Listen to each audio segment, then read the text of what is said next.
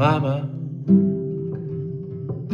мені капзда, чоловічика убив, стрельнув ему в башку из пистолета.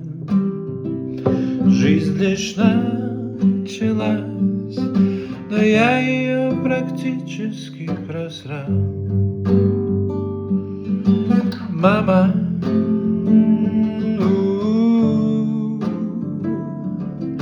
не плачьте обо мне, сегодня я, возможно, не вернусь.